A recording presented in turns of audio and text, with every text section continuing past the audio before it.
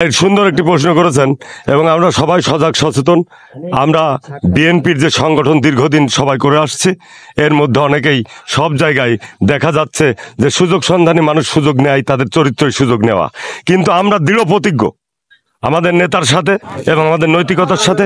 আমরা দীর্ঘদিন কষ্ট হয়েছে। বাংলাদেশ জাতীয়তাবাদী দল বিএনপি মিরপুর উপজেলা শাখা নবগঠিত কমিটির সম্মানিত যুগ্ম আহ্বায়ক শ্রদ্ধেয় বড় ভাই জনাব মোহাম্মদ মেহেদী হাসান পলাশ এখানে উপস্থিত আছে। আমি একটুখানি আপনাকে বলতে চাচ্ছি যে আপনারা কিন্তু জেলায় একটি মিটিং করেছেন, জনতার নেতা জনাব তারেক রহমান যে আপনাদের দিক নির্দেশনা দিয়েছে, যেটা হচ্ছে আপনার 31 দফা কর্মসূচি রাষ্ট্র মেরামত করার জন্য। সেই কর্মসূচি থেকে কি আপনারা এখনো পর্যন্ত অংশগ্রহণ করেছেন? বিসমিল্লাহির রহমানির রহিম। প্রথমে ধন্যবাদ জানাই নগর বার্তা চ্যানেলকে।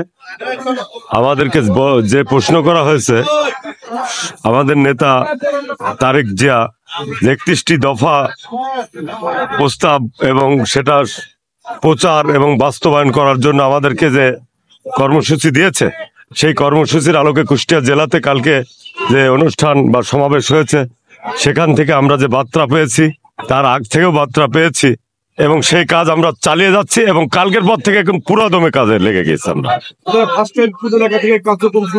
আমরা ফার্স্ট টাইম আমরা মিরপুর সদর থেকে মিরপুর সদর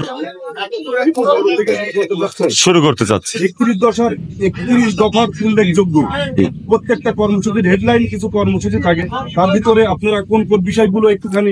আমরা সবসময় মনে করছি যে আমাদের নেতা আমাদের দেশে কোনো সন্ত্রাস, চাঁদাবাজ, নৈরাজ্য এর থেকে আমাদেরকে সবাইকে সতর্ক করে দিয়েছেন যে কেউ যেন করতে না পারে, আর যদি কেউ করে তার দাঁত ভাঙা জবাব দেবেন, তাকে দল থেকে বহিষ্কার করবেন এবং দলে তার কোনো জায়গা নাই, রাষ্ট্র মেরামত করেন। আমরা সেই কাজের উপরে বেশি উদ্যোগী হয়েছি। রাষ্ট্র যদি না থাকে দল কি হবে? আমাদের নেতা তারেক জিয়া দেশপ্রেমিক, শহীদ রাষ্ট্রপতি জিয়াউর রহমানের সন্তান।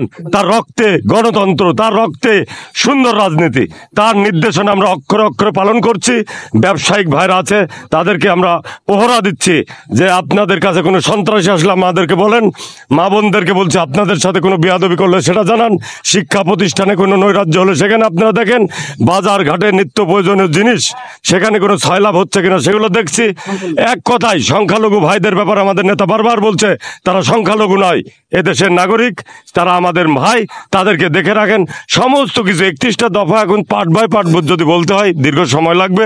তা আমরা মনে করছি শহীদ রাষ্ট্রপতি জিয়াউর রহমান সাহেবের সন্তান, সুযোগ্য সন্তান তারেক জিয়া আমাদের আত্মার আত্মা। উনি দেশে কখন আসবে আমরা অধীর আগ্রহে আছি।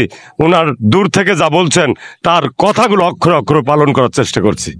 আপনি কিন্তু জানেন যে জনতার নেতা জনাব তারেক রহমান কিন্তু বলেছে যে বিগত দিনে লং টাইমে বাংলাদেশ আওয়ামী লীগ ক্ষমতায় থাকার কারণে কিন্তু বিএনপির অনেক নেতাকর্মী কিন্তু সেখানে মাথা নোয়া ছিল।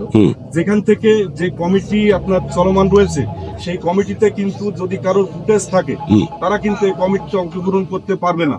এখনো পর্যন্ত আপনারা কি সেই ধারাবাহিকতা ধরে রাখতে পেরেছেন? হ্যাঁ, ইনশাল্লাহ। সুন্দর একটি প্রশ্ন করেছেন এবং আমরা সবাই সজাগ সচেতন। আমরা বিএনপির যে সংগঠন দীর্ঘদিন সবাই করে আসছি, এর মধ্যে অনেকেই সব জায়গায় দেখা যাচ্ছে যে সুযোগ সন্ধানী মানুষ সুযোগ নেয়, তাদের চরিত্রের সুযোগ নেওয়া। কিন্তু আমরা দৃঢ় প্রতিজ্ঞ আমাদের নেতার সাথে এবং আমাদের নৈতিকতার সাথে। আমরা দীর্ঘদিন কষ্ট হয়েছে, কেউ বাড়িতে ঘুমাতে পারেনি, মামলা হামলার শিকার। আমরা প্রত্যয় ব্যক্ত করেছি, আমাদের নেতা মুখ দিয়ে বেরিয়েছে, আমাদের আত্মার কথা বেরিয়েছে এবং আমরা পহরায় আছি। তাদের কোন রকম সুযোগ ইনশাল্লাহ দেব না। আমরা যে কথা বলেছে কিন্তু মিরপুর উপজেলা নবগঠিত কমিটির কিন্তু সম্মানিত যুগ্ম আহ্বায়ক জনাব মোহাম্মদ মেহেদী হাসান পলাশ, তাকে দেখতে পেয়েছেন। সে কিন্তু বলেছে যে কোনো ধরনের অনুপ্রবেশকারী কিন্তু এই দলে প্রবেশ করতে পারবে না। নগর বার্তা, সুমন শাহ।